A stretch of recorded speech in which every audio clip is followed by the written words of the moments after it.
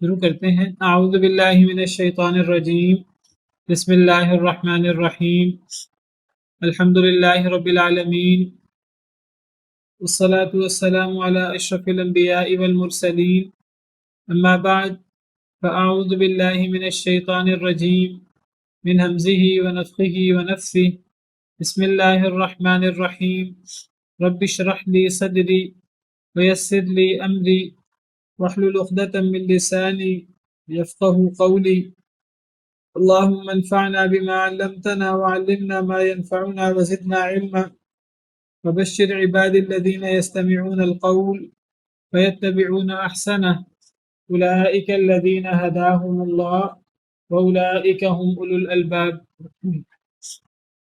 أعوذ بالله من الشيطان الرجيم، بسم الله الرحمن الرحيم، ولا تقولوا لما تصف ألسنتكم الكذب هذا حلال وهذا حرام لتفتروا على الله الكذب.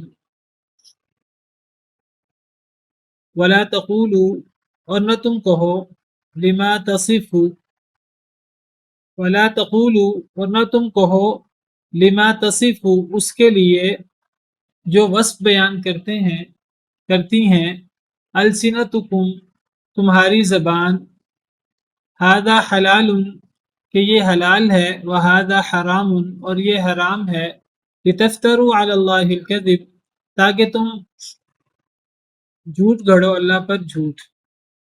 ان الذین یفترون علی اللہ الکذب لا یفلحون، بے شک وہ لوگ جو جھوٹ گھڑتے ہیں اللہ پر جھوٹ، لا یفلحون، وہ کبھی کامیاب نہیں ہوتے.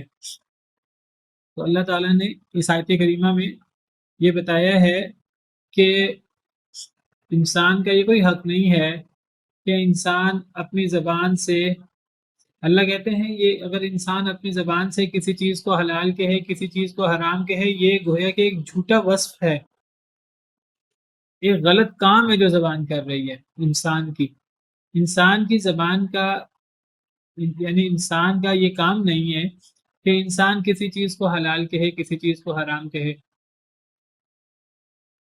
اگر یہ انسان کا کام نہیں ہے تو کس کا کام ہے؟ یہ اللہ کا کام ہے، یہ اللہ کا حق ہے کہ اللہ کسی چیز کو حلال کریں اور اللہ کسی چیز کو حرام کریں. یہ انسان کا حق نہیں ہے. اگر ایک انسان اپنی مرضی سے اپنی زبان سے کسی چیز کو حلال کہہ دیتا ہے، کسی چیز کو حرام کہہ دیتا ہے، یہ ایک جھوٹا وصف ہے، ایک غلط بات ہے جو انسان کر رہا ہے، جو انسان کی زبان کر رہی ہے. یہ اللہ کا وصف ہے، یہ اللہ کا کام ہے. یہ اس لیے اللہ کا کام ہے کیونکہ اللہ نے پیدا کیا ہے. جس نے پیدا کیا ہو اسی کا کام ہے کہ وہ حکم بھی جاری کرے. جس نے پیدا کیا ہے اسی کا کام ہے یہ حکم جاری کرے. یہ ہمیں کیسے پتہ لگتا ہے؟ کیا کوئی انسان، کوئی مخلوق حکم جاری نہیں کر سکتی؟ کیا اللہ کے علاوہ کوئی اور حکم جاری نہیں کر سکتا؟ جی، اللہ کے علاوہ کوئی عام حکم تو جاری کر سکتا ہے دنیاوی طور پہ، لیکن جو شریعت ہے وہ اللہ تعالیٰ کے ہی حکم سے ہوگی، کیونکہ اللہ تعالیٰ خالق ہے، مالک ہے. اور وہی قرآن میں اللہ تعالیٰ نے فرمایا ہے الا لہ الامر والحکم، ایسے کر کے کچھ آیت ہے، اس لیے اللہ تعالیٰ کا حکم ہی چلے گا. جی، قرآن کریم کی آیت ہے الا لہ الخلق والامر، خبردار اسی کے لیے خلق ہے تو حکم دینے کا اختیار بھی اسی کا ہی ہے. یہ سورہ اعراف ہے. تو سورہ اعراف کے اندر اللہ رب العالمین کا ارشاد ہے کہ اللہ فرماتے، سورہ اعراف کی آیت نمبر 54 ہے، اللہ تعالیٰ فرماتے ہیں بے شک تمہارا رب اللہ ہے جس نے پیدا کیا آسمانوں کو اور زمین کو فی ستۃ ایام، 6 دنوں میں، ثم استوی علی العرش، پھر وہ عرش پہ مستوی ہو گیا جیسے اس کی شان کو لائق ہے. یغشی اللیل النہار، وہ ڈھانپ لیتا ہے رات کو دن سے، یطلبہ حثیثا، وہ پیچھا کرتی ہے اس کا، یعنی رات دن کا، حثیثاً بڑی تیزی سے. والشمس والقمر، اور سورج کو بھی اور چاند کو بھی، یعنی سورج اور چاند کو بھی اللہ نے پیدا کیا ہے. والنجوم مسخرات بامرہ، اور ستاروں کو بھی وہ مسخر کیے گئے ہیں اللہ کے حکم سے۔ تو اللہ تعالیٰ نے اپنی شان اور اپنی عظمت بیان کی ہے کہ تمہارا رب اللہ ہے، وہ اللہ آسمان و زمین کا بھی خالق ہے، عرش کو بھی اسی نے پیدا کیا ہے، عرش کا بھی وہی رب ہے، وہ عرش پہ مستوی ہے جیسے اس کی شان کو لائق ہے، رات اور دن کو بھی اسی نے پیدا کیا ہے، اور رات دن کو ڈھانپ لیتی ہے، رات دن کے پیچھے لگتی ہے اور پھر دن کے بعد رات آ جاتی ہے، سورج اور چاند کو بھی اللہ نے پیدا کیا ہے، ستارے بھی اللہ کے حکم سے مسخر ہیں۔ تو اللہ نے اپنی عظمت، اپنی شان، اپنی تخلیق بیان کی ہے۔ یہ سب کچھ بیان کر کے، اپنی عظمت بیان کر کے اللہ فرماتے ہیں الا لہ الخلق والامر، خبردار اسی کے لیے خلق ہے تو اسی کے لیے امر ہے۔ تو پتہ لگا کہ فیصلہ کرنے کا اختیار، حکم کرنے کا اختیار اسی کے پاس ہے جس نے پیدا کیا ہے۔ پھر اللہ اپنی عظمت بیان فرماتے ہیں تبارک اللہ رب العالمین، بہت بابرکت ہے اللہ جو رب ہے جہان والوں کا۔ تو اس سے پتہ لگتا ہے کہ جس نے تخلیق کیا ہو، جس نے پیدا کیا ہو، جس نے سارا سسٹم بنایا ہو، کائنات کو اس نے پیدا کیا، انسان کو اس نے پیدا کیا، دیگر مخلوقات کو اس نے پیدا کیا، اسی اللہ کے پاس یہ اختیار ہے کہ وہ اللہ انسان کو بتائے کہ انسان کی زندگی کا مقصد کیا ہے۔ وہی اللہ کا کام ہے وہ انسان کو بتائے کہ انسان نے کیا چیزوں کو بجا لانا ہے اور کن چیزوں سے انسان نے رکنا ہے۔ حکم دینے کا اختیار اللہ کے پاس ہے، شریعت اللہ کی طرف سے ہوگی، زندگی کیسے گزارنی ہے اللہ بتائیں گے، کسی اور کا یہ اختیار نہیں۔ ہاں باقی اللہ تعالیٰ اپنے نبی بھیجیں اور اللہ فرمائے کہ یہ نبی ہے، ان کا حکم مانو، ان کو میں نے مبعوث کیا ہے، ان کا حکم مانو، ان کے حکم پر عمل کرو، اس لیے کہ یہ تمہیں اللہ کا پیغام پہنچائیں گے۔ ان کی اطاعت کرنا اللہ کی اطاعت ہے۔ تو ادھر حقیقت جب ہم نبی کی اطاعت کرتے ہیں تو ادھر حقیقت ہم اللہ کی اطاعت کر رہے ہوتے ہیں، کیونکہ اللہ نے نبی کی اطاعت کا حکم دیا ہے۔ وما ارسلنا من رسول الا لیطاع باذن اللہ، اللہ فرماتے ہیں ہم نے کوئی رسول نہیں بھیجا مگر اسی لیے تاکہ اللہ کے حکم سے، اللہ کی اجازت سے اس کی اطاعت کی جائے۔ من یطع الرسول فقد اطاع اللہ، جو رسول کی اطاعت کرتا ہے ادھر حقیقت اللہ کی اطاعت کرتا ہے۔ اسی طرح ہم بڑوں کا حکم مانتے ہیں، ماں باپ کا، اساتذہ کا، بڑوں کا، وہ ہمیں اللہ تعالیٰ نے حکم دیا ہے۔ ہاں جہاں کسی کا حکم اللہ اور حکمران ہے، علماء ہے، اللہ نے ہمیں ان کی عزت و احترام کرنے کا حکم دیا ہے، اللہ نے ہمیں ان کی بات ماننے کا حکم دیا ہے۔ نبی صلی اللہ علیہ وسلم نے فرمایا من اطاع امیری فقد اطاعنی ومن اطاعنی فقد اطاع اللہ، جس نے میرے امیر کی اطاعت کی اس نے میری اطاعت کی، اور جس نے میری اطاعت کی اس نے در حقیقت اللہ کی اطاعت کی۔ تو اللہ جس کی اطاعت کا حکم دیں، جس کی بات ماننے کا، اس کی بات بھی مانیں گے، بشرطے کہ اس کی بات اللہ کی اطاعت کے اندر ہو، اللہ کی اطاعت کے دائرے میں ہو۔ اگر دنیا کے کسی بڑے سے بڑے شخص کی رسول کے علاوہ، رسول کی اطاعت غیر مشروط ہے، کسی کی بات اللہ کی بات سے ٹکرا جائے تو اس کی بات کو چھوڑ دیا جائے گا۔ انما الطاعۃ فی المعروف، اطاعت تو صرف معروف چیز میں ہوتی ہے۔ کسی بڑے سے بڑے شخص کی اطاعت، چاہے کوئی بڑا عالم ہی کیوں نہ ہو، چاہے وہ کوئی بڑا ولی کیوں نہ ہو، اس کی اطاعت صرف معروف میں ہوتی ہے، چاہے وہ حکمران کیوں نہ ہو، چاہے وہ کوئی ماں باپ ہی کیوں نہ ہو، اساتذہ ہی کیوں نہ ہو۔ لا طاعۃ لمخلوق فی معصیۃ الخالق، اللہ کی نافرمانی میں مخلوق کی اطاعت نہیں ہو سکتی۔ تو میں نے کہا کہ صرف اللہ کی اطاعت ہے، صرف اللہ کی بات ماننی ہے، صرف اللہ کا حکم ماننا ہے، یا جس کی اطاعت کرنے کا اللہ نے حکم دیا۔ باقی اللہ نے جس کی اطاعت کا حکم دیا، اگر اس کی اطاعت اللہ کی اطاعت سے ٹکرا جائے، معصوم کوئی بھی نہیں ہے انسانوں میں سے، مخلوق امتیوں میں سے، جس کی اطاعت اللہ کی اطاعت سے ٹکرا جائے تو پھر اس کی اطاعت نہیں کی جائے گی، چاہے وہ کتنا بڑا ہی کیوں نہ ہو، سوائے نبی صلی اللہ علیہ وسلم کے۔ نبی صلی اللہ علیہ وسلم کی اطاعت غیر مشروط ہے، اس لیے نبی صلی اللہ علیہ وسلم کی اطاعت غیر مشروط ہے کہ نبی جب بھی دین کی بات کرتے ہیں تو وہ اللہ کی طرف سے کرتے ہیں، اور نبی کی بات اللہ کی بات سے ٹکرا ہی نہیں سکتی۔ نبی جو دین کی بات کرے وہ اللہ کی طرف سے ہوتی ہے، نبی کی بات دین سے نہیں ٹکرا سکتی۔ اگر ہمیں نبی کی بات قرآن سے ٹکراتی لگے، نبی جو دین کے بارے میں بات کریں اگر ہمیں وہ قرآن سے ٹکراتا لگے تو ہماری عقل کا قصور ہے، کیونکہ نبی کی بات بھی وہی ہے، قرآن بھی وہی ہے، اور وہی میں ٹکراؤ نہیں ہو سکتا۔ یہ ایسے ہی ہے جیسے کوئی کہے قرآن کی فلاں آیت قرآن کی فلاں آیت سے ٹکرا رہی ہے۔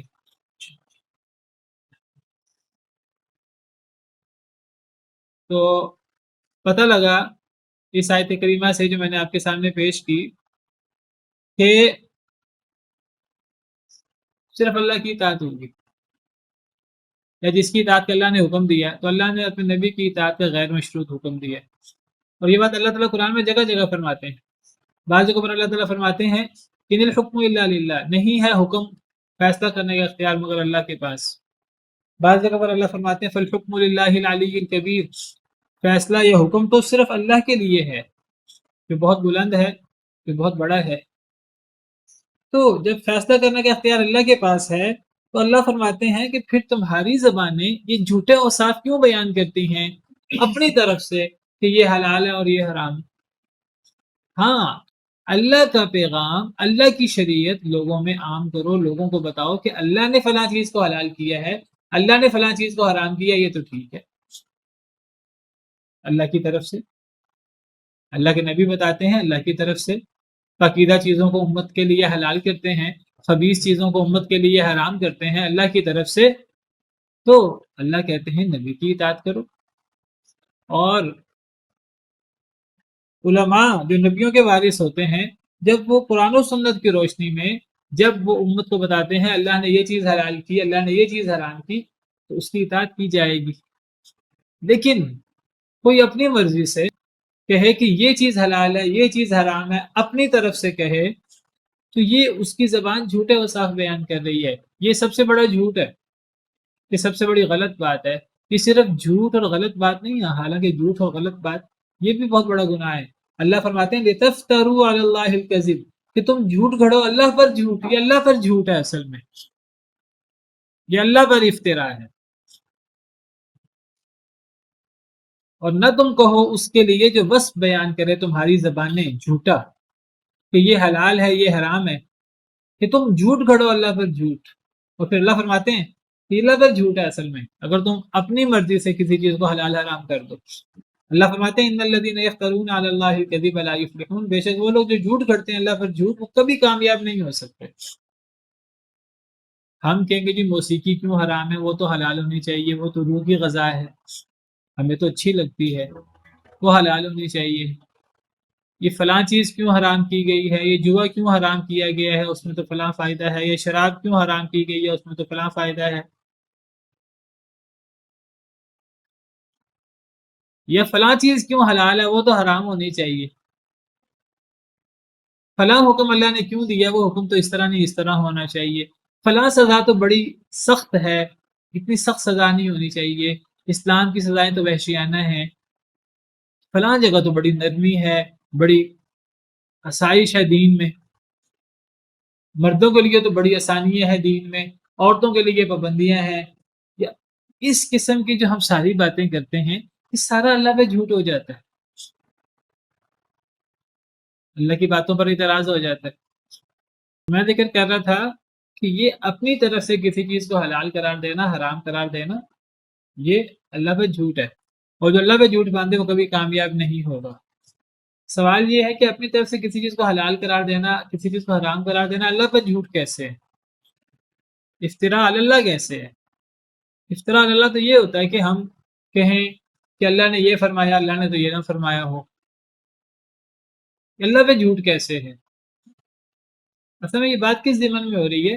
میں نے کل ذکر کیا تھا، کل جو ہم نے آیت کریمہ پڑھی تھی کہ اللہ نے صرف یہ 4 چیزیں حرام کی ہیں، اصل میں وہاں مقصود یہ نہیں بتانا کہ کل چیزیں کتنی حلال ہیں کل چیزیں کتنی حرام ہیں، وہاں اصل مقصود وہ جو مشرکین مکہ نے بحیرہ صاحبہ وسیلہ حام کچھ حلال جانوروں کو حرام کیا ہوا تھا، جی فلاں جانور جب اس کیفیت پہ پہنچتا ہے اس کے اتنے بچے ہو جاتے ہیں، ایک مادہ اونٹنے کے بعد دوسری مادہ اونٹنی پیدا ہوتی ہے، وسیلہ ہو جاتا ہے، تو پھر وہ حرام ہو جاتا ہے، پھر اس کو ذبح نہیں کیا جا سکتا، پھر اس پہ سواری نہیں کی جا سکتی.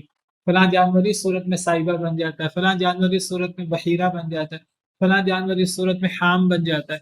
تو اب اس کے لیے یہ پابندی یہ تفصیلات اللہ نے تو بیان نہیں کی. تو اللہ تعالیٰ اصل میں اس ضمن میں فرما رہے ہیں کہ اللہ نے تو یہ بحیرہ صاحبہ وسیلہ حام کہہ کر جانوروں کو حرام نہیں کیا. اللہ نے تو مردار کو حرام کیا، اللہ نے تو خون کو حرام کیا، اللہ نے خنزیر کے گوشت کو حرام کیا، اور اللہ نے تو وہ جانور جو غیر اللہ کے نام ذبح کیے جائیں، اللہ نے ان کو جن کا غیر اللہ کا نام بلند کیا جائے، اللہ نے انہیں حرام کیا. اور پھر اگلی آیت میں اللہ تعالیٰ فرما رہے ہیں یہ جو تم اپنی زبانوں کے اوصاف بیان کر کے کسی چیز کو حلال حرام کہہ دو، یہ اللہ پہ جھوٹ ہے. یہ کیسے اللہ پہ جھوٹ ہے؟ یہ اللہ پہ جھوٹ ایسے ہے کہ جب کوئی شخص کہتا ہے کہ یہ حرام ہے، چاہے وہ یہ نہ کہے کہ اللہ نے حرام کیا ہے. کسی چیز کو حرام کہنا یہ اصل میں دین ہے، کسی چیز کو حلال کہنا یہ اصل میں دین ہے، دین کی بات ہے. کوئی شخص اللہ کا نام لے یا نہ لے، وہ کہے کہ موسیقی حلال ہے، بالفرض ایک بندہ کہتا ہے موسیقی حلال ہے. آپ جب کہتے ہیں موسیقی حلال ہے، آپ دین بیان کر رہے ہیں، یہ کوئی دنیا کی بات تو نہیں ہے. یہ تو آپ حلال حرام تو دین کا مسئلہ ہے. دنیا کی بات بھی اصل میں دین دنیا کی تو ہم نے تقسیم بنا رکھی ہے. اللہ نے جن جن چیزوں کا حکم دیا ہے، جو جو اللہ نے بیان کیا ہے، ہمیں اس پر عمل کرنا ہے. ایک بندہ جب اپنی مرضی سے کسی چیز کو حلال کر دیتا ہے، کسی چیز کو حرام کر دیتا ہے، در حقیقت وہ دین بیان کر رہا ہے، چاہے وہ دین کا نام لے یا نہ لے. در حقیقت وہ اللہ کی طرف ایک بات منسوب کر رہا ہے، وہ اللہ کا نام لے یا نہ لے. جب اللہ نے وہ چیز بیان ہی نہیں کی اس انداز سے جس انداز سے یہ بیان کر رہا ہے، تو یہ جھوٹ ہے اللہ پر، یہ اللہ پر افطرا ہے. اپنی طرف سے کسی چیز کو حلال حرام کہنا، سود کو حلال قرار دینا، سود کی فلاں صورت حلال ہے. بعض لوگ ہیلے کے طور پہ سود کی کئی صورتوں کو حلال کر دیتے ہیں. بعض لوگ ہیلا کر کے کئی زکوٰۃ کئی صدقہ جو ہمیں دینا ہوتا ہے وہ ہیلا کر کے اسے جان چھڑا لیتے ہیں بعض لوگ. تو یہ سب چیزیں اللہ پہ جھوٹ بن جاتی ہیں اگر وہ شریعت کے خلاف ہیں. تو اتنا سادہ مسئلہ نہیں ہے، یہ اللہ پہ جھوٹ ہے. دین کے اندر بدعات کا اضافہ کر لینا، نت نئی چیزوں کا اضافہ کر لینا، رہبانیت کو اپنے اوپر لازم کر لینا، ترک دنیا کو اپنے اوپر لازم کر لینا اس انداز سے جس انداز سے اللہ نے نہیں حکم دیا، اللہ پہ جھوٹ ہے. دودھ کو اپنے اوپر، اللہ کی آسائشوں کو اپنے اوپر حرام کر لینا، یہ سب اللہ پہ افطرا ہے. جب اللہ نے نہیں حرام کیا تو ہم کیسے حرام کر سکتے ہیں؟ اللہ تعالیٰ شکوہ کرتے ہیں، اللہ تعالیٰ ناراض ہوتے ہیں. قل من حرم زینت اللہ التي اخرج لعباده والطیبات من الرزق. اے اللہ کے رسول صلی اللہ علیہ وسلم سے پوچھئے کہ اللہ کی وہ زینت جو اللہ نے اپنے بندوں کے لیے حلال کی تھی اس کو حرام کس نے کر دیے؟ کون ہے وہ شخص جو اللہ کی حلال کردہ چیز کو، اللہ کی زینت کو حرام کرتا ہے؟ والطیبات من الرزق، جو پاکیزہ رزق اللہ نے نازل کیا اپنے بندوں کے لیے کہ وہ کھائیں، اس کو کس نے حرام کیا بندوں پر؟ اپنی مرضی سے، اپنے طریقے سے، بدعت کے طور پر، رہبانیت کے طور پہ، ترک دنیا کے طور پر. کس نے حرام کیا؟ یہ اختیار کسی کے پاس نہیں ہے، یہ اللہ پر افطرا ہے. مشرکین مکہ کیا کرتے تھے؟ جی طواف کرتے ہوئے کپڑے نہیں پہننے. اللہ نے تمہیں زینت دی ہے کپڑوں کی، اللہ نے تمہارے لیے لباس نازل کیا ہے. یا بنی آدم قد انزلنا علیکم لباسا یواری سواتکم وریشا. اے بنی آدم، تحقیق اللہ نے تمہارے لیے لباس اتارا ہے جو تمہاری شرمگاہیں بھی چھپاتا ہے اور جو خوبصورتی کا باعث بھی ہے، آرائش کا باعث بھی ہے. اللہ نے یہ ہمارے لیے زینت نازل کی ہے. کوئی بندہ کہ جی مجھے لباس نہیں پہننا، کیوں نہیں پہننا؟ کوئی بندہ کہ جی یہ تو بڑی نیکی ہے، یہ تو مجذوبیت ہے، یہ تو ترک دنیا ہے.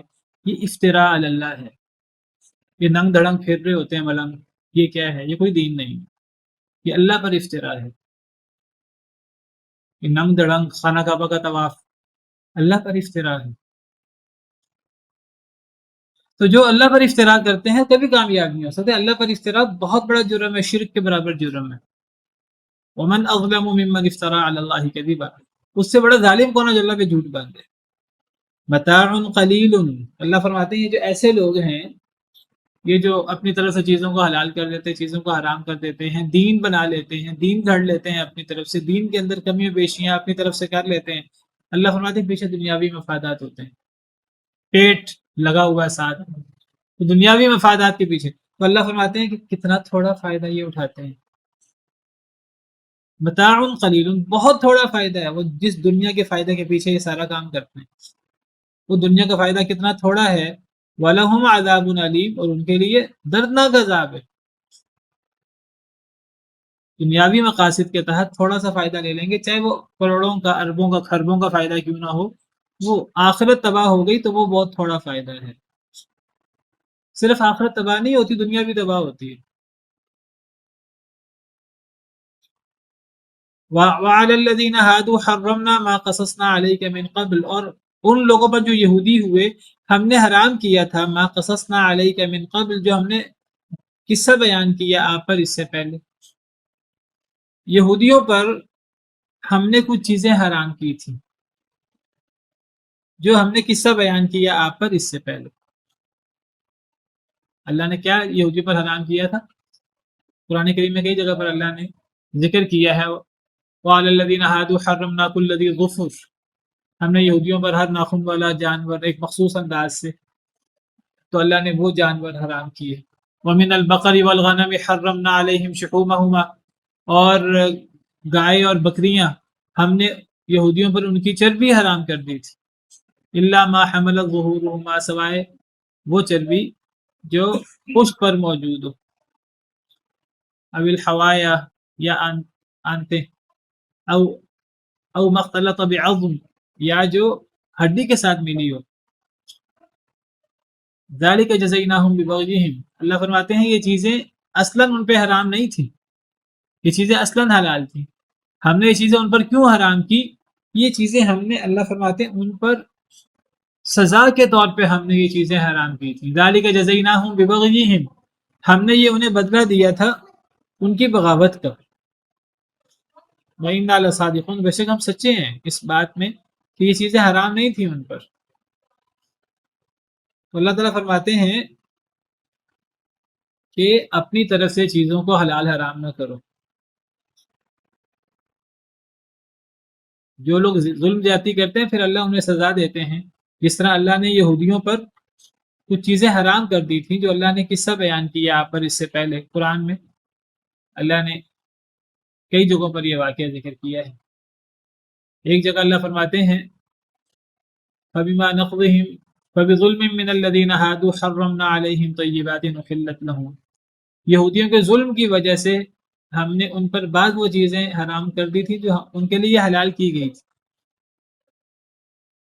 تو اللہ فرماتے ہیں کہ یہودیوں پر ہم نے حرام کر دیا تھا ما قصصنا، جو ہم نے قصہ بیان کیا علیہ کہ آپ پر من قبل اس سے پہلے، وما ظلمناہم، اور نہیں ہم نے ظلم کیا تھا ان پر، یہ جو ہم نے ان پر چیزیں حرام کی تھی چیزیں اصلاً ان کے لیے حلال تھیں، تو جو چیزیں حرام کی تھیں ان میں اونٹ اور اسی طرح جو ہے یہ بعض ایسی چیزیں تھیں جو پہلے حلال تھیں،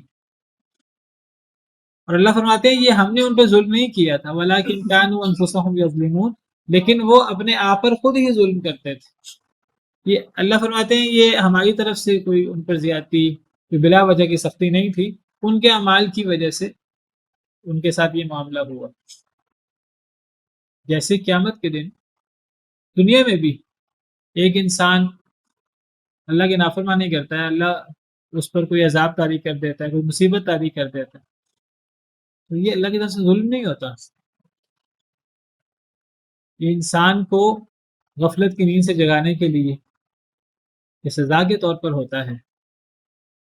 وما اصابکم من مصیبت فبما کسبت ایدیکم، تمہیں جو مصیبت بھی آتی ہے تمہارے اپنے ہاتھوں کی کمائی ہوتی ہے، ویعفو عن کثیر، بہت سی چیزیں تو اللہ ویسے معاف کر دیتے ہیں، اور دنیا میں بھی کئی دفعہ سزا ملتی ہے انسان کے اعمال کے مطابق، اور آخرت میں بھی جو سزا ملے گی انسان کے اعمال کے مطابق۔ اللہ فرماتے ہیں یہ ہم نے ظلم نہیں کیا تھا، یہ تو اپنے آپ پر خود ہی ظلم کر رہے تھے۔ ثم ان ربک للذین عملوا السوء بجہالۃ، پھر بے شک آپ کا رب ان لوگوں کے لیے جنہوں نے عمل کیا برا، بجہالۃ، جہالت میں، ثم تابوا من بعد ذلك واصلحوا، پھر انہوں نے توبہ کی اس کے بعد اور اصلاح کر لی.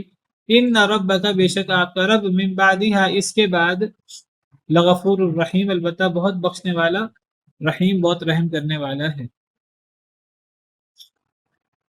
ثم ان ربک، پھر بے شک آپ کا رب، اصل میں ثم ان ربک اور پھر آگے ان ربک دوبارہ تکرار کے ساتھ آیا. اصل میں ثم ان ربک اور آگے ان ربک، اصل جملہ اس طرح ہے، ثم ان ربک من بعدها لغفور الرحیم، بے شک آپ کا رب ان کے بعد البتہ بہت بخشنے والا، بہت رحم کرنے والا ہے. کن لوگوں کو؟ کس کے بعد؟ ان لوگوں کو جنہوں نے برا کام کیا جہالت میں. ان لوگوں کو بے شک آپ کا رب بہت معاف کرنے والا ہے، بہت رحم کرنے والا ہے. لیکن کب؟ من بعدها، اس کے بعد. کس کے بعد؟ من بعد ذالک، ثم تابوا من بعد ذالک، توبہ کرنے کے بعد. اگر وہ توبہ کر لیں اس کے بعد، صرف توبہ نہیں، وہ اصلحوا، اور اصلاح بھی کر لیں. تو آیت کریمہ کا مطلب کیا بنا؟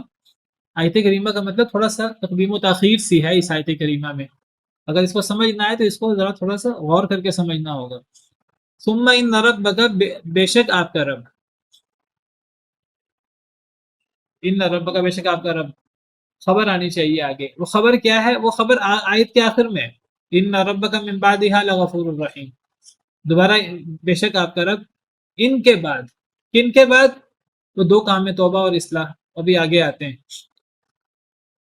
کیا ہے خبر؟ کیا ہے؟ بے شک آپ کا رب البتہ بہت بخشنے والا، رحم کرنے والا ہے. تو معنی یہ بنا کہ بے شک آپ کا رب، دوبارہ اللہ نے آیت کے آخر میں فرمایا بے شک آپ کا رب ان کے بعد. کن کے بعد؟ دو کام ہیں، وہ توبہ اور اصلاح. ان کے بعد البتہ بہت معاف کرنے والا، رحم کرنے والا. کن لوگوں کو؟ وہ ہے للذین عملوا السوء بجہالہ، ان لوگوں کو جو برائی کرتے ہیں، گناہ کرتے ہیں جہالت میں. تو آیت کریمہ کا مفہوم یہ بنا کہ جو لوگ بھی جہالت میں برا کام کرتے ہیں، پھر اس کے بعد توبہ اور اصلاح کر لیتے ہیں، تو بے شک آپ کا رب اس توبہ اور اصلاح کے بعد، البتہ بہت لوگوں کی اس توبہ اور اصلاح کے بعد آپ کا رب البتہ بہت بخشنے والا، بہت رحم کرنے والا. یعنی اللہ تعالیٰ ان لوگوں کو جو گناہ کر کے، جو جہالت میں گناہ کریں اور پھر اس کے بعد توبہ کر لیں اور اصلاح کر لیں، تو بے شک آپ کا رب اس کے بعد، یعنی توبہ اور اصلاح کے بعد، البتہ بہت بخشنے والا، رحم کرنے والا ہے.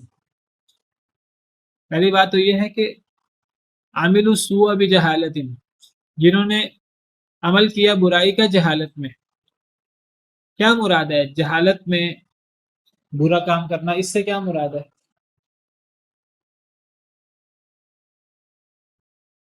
تو پہلے بھی ہم نے آیت کریمہ پڑھی ہوئی ہے اس سے ملتی جلتی 7ویں پارے میں.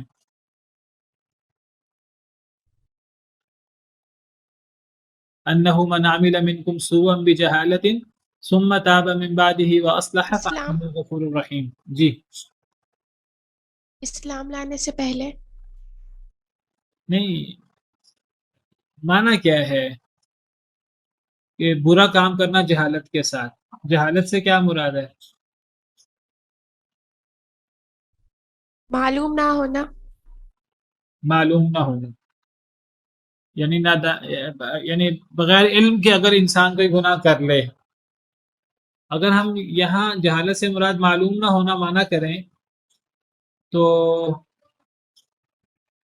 کیا معنی بنے گا اس آیت کا؟ پھر اس آیت کا معنی بنے گا کہ اگر ایک بندہ معلوم نہ ہونے کی وجہ سے گناہ کر لے، پھر توبہ اور اصلاح کر لے تو اللہ معاف کر دیں گے. کیا مطلب بنا؟ کہ اگر ایک بندہ معلوم ہونے کے بعد گناہ کرے، پھر چاہے توبہ اور اصلاح بھی کر لے، اللہ پھر بھی معاف نہیں کریں گے. نادانی سے کر لے یا غلطی سے، پتہ تو ہے لیکن ہو جائے اس سے سرزد، وہ عادی نہ ہو اور بار بار اس پہ اصرار نہ کریں. اگر ہم یہ اس کا معنی کریں کہ وہ عادی نہ ہو، تو اس کا کیا مطلب بنے گا کہ عادی بندہ اگر وہ گناہ کرے، پھر چاہے وہ توبہ اور اصلاح بھی کر لے، اللہ معاف نہیں کریں گے. کیا یہی مفہوم ہے؟ نہیں، یہ نہیں ہے. تو پھر ایسا معنی کریں جسے مفہوم سیٹ بیٹھے.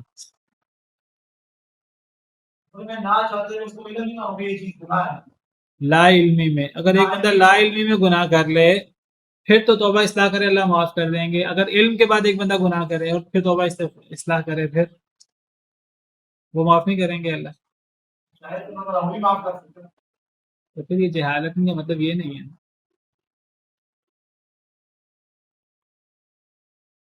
اس موضوع پر تو کئی دفعہ تفصیل سے بات ہو چکی ہے. جہالت ہاں جی جہالت کسے کہتے ہیں؟ لا علمی کہ نادانی یہ کیا معنی کریں جہالت کا؟ دیکھیے تو قرآن میں کئی جگہ پر اللہ نے فرمایا اور میں نے چوتھے پارے میں بھی ہے 7ویں پارے میں بھی ہے انما التوبۃ علی اللہ للذین یعملون السوء بجہالۃ.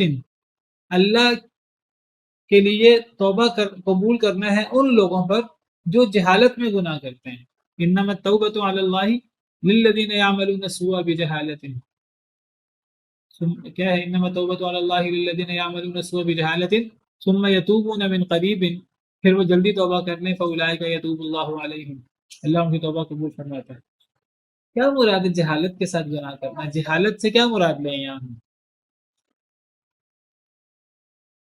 اگر یہاں جہالت سے مراد ہم لا علمی لیں مطلب یہ بنے گا کہ اگر کوئی بندہ لا علمی میں گناہ کرے پھر توبہ اور استغفار کرے تو اللہ اس کو معاف کر دیں گے. تو اگر ایک بندہ علم کے ساتھ گناہ کرے تو پھر معاف نہیں کریں گے. اس کا مطلب ہے یہاں لا علمی والا معنی کرنا صحیح نہیں ہے. اگر نادانی معنی کریں یا ایک دو دفعہ معنی کریں تو پھر اس کا مطلب یہ بنے گا اگر ایک بندہ عادی مجرم ہو وہ 10ویں دفعہ ایک گناہ کرے اللہ پھر اس کو معاف نہیں کریں گے. اللہ تعالیٰ تو 10ویں دفعہ گناہ کرنے پر بھی اگر ایک بندہ خلوص دل سے توبہ کرے اللہ پھر بھی معاف کر دیتے ہیں. 100ویں دفعہ بھی توبہ السلام علیکم. کرے. جس نے 100 قتل کیے تھے اللہ نے اس کو معاف کیا تھا یا نہیں کیا تھا؟ جی استاد محترم اگر کوئی اللہ تعالیٰ کی نافرمانی کر کے گناہ نہ کرے اس کو صحیح سمجھ کر یعنی ایک غلط کام کو صحیح سمجھ کر کرے پھر اللہ معاف کر دیں گے. اگر وہ غلط کام کو غلط سمجھ کر کرے پھر نہیں معاف کریں گے. انجام کا اگر علم نہ ہو تو پھر اللہ تعالیٰ معاف. اصل میں یہ بات کئی دفعہ ہوئی ہے جہالت کا مطلب ہے انجام کا. یہاں جہالت سے مراد اگر لا علمی یا ہم اگر جہالت سے مراد نادانی یا جہالت سے مراد ایک دفعہ یا 2 دفعہ گناہ مراد لیں یہ معنی نہیں ہے. جہالت سے مراد اصل میں جہالت کا مطلب ہی نافرمانی ہے اللہ تعالیٰ کی. جہالت سے مراد اللہ کی نافرمانی کرتے ہوئے ہر گناہ وہ انسان لا علمی کے ساتھ کر رہا ہے کہ علم کے ساتھ کر رہا ہے یہ جہالت ہے. ہر گناہ جو انسان نادانی سے کر رہا ہے یہ جانتے بوجھتے کر رہا ہے غلطی سے کر رہا ہے یا جان بوجھ کر رہا ہے تو ایک انسان کبھی کبھی کرتا ہے یا بار بار کرتا ہے ہر گناہ جہالت ہے. جہالت کسے کہتے ہیں؟ جہالت اللہ کی نافرمانی ہو گئی. اس موضوع پر کئی دفعہ بات ہوئی ہے وقت ختم ہو گیا. تو جہالت سے مراد اصل میں وہ ابھی کسی نے کہا کہ یعنی انجام سے جہالت. ہاں یہ معنی صحیح ہے. اصل میں جب ایک انسان گناہ کرتا ہے نا جس وقت گناہ کر رہا ہوتا ہے تو شیطان اس کو ایسا وسوسہ ڈالتا ہے کہ وہ اس گناہ کا جتنا بڑا وبال ہے نا وہ وبال انسان کے ذہن سے نکل جاتا ہے. اتنا بڑا اس کا وبال ہو سکتا ہے. جہالت سے اصل میں مراد اللہ کی نافرمانی ہے. ہر قسم کی نافرمانی چھوٹی ہو یا بڑی ہو تو یہ جہالت سے مراد یہ ہے. اگر ایک انسان توبہ کر لے لیکن شرط یہ ہے کہ توبہ نصوح ہو اور شرط یہ اصلاح بھی ہو اس کے بعد ثم تابوا من بعد ذلك واصلحوا پھر توبہ کر لیں اس کے بعد اور اصلاح بھی کر لیں. بے شک آپ کا رب اس کے بعد کس کے بعد؟ توبہ کے بعد اور اصلاح کے بعد. اس سے پتہ لگا صرف توبہ سے گناہ معاف نہیں ہوتا. توبہ کے ساتھ اصلاح ضروری ہے. اگر ایک بندہ توبہ کرے اصلاح نہ کرے اپنی ایک بندہ کہ میں توبہ کر لیتا ہوں اور دوبارہ اسی چیز پر عمل کرتا رہے نہیں توبہ کے ساتھ اصلاح ضروری ہے. تو اگر ایک انسان بڑے سے بڑا گناہ بھی کر لے اللہ کی نافرمانی کرتے ہوئے پھر توبہ کر لے، توبۃ النصوح، اصلاح کر لے، تو اس توبہ اور اصلاح کے بعد اللہ بڑے سے بڑے گناہ کو بھی معاف کر دیتے ہیں، چاہے وہ لا علمی میں ہو، چاہے وہ علم کے ساتھ ہو، چاہے وہ انسان نے 1-2 دفعہ کیا ہو، چاہے وہ انسان نے 10 دفعہ یا 50 دفعہ کیا ہو، ٹھیک ہے، ہر صورت میں اللہ تعالیٰ اس گناہ کو معاف کر دیتے ہیں، بشرطے کہ انسان توبۃ النصوح کرے اور اپنی اصلاح کرے۔ سبحان ربک رب العزت عما یصفون وسلام علی المرسلین والحمد للہ رب العالمین۔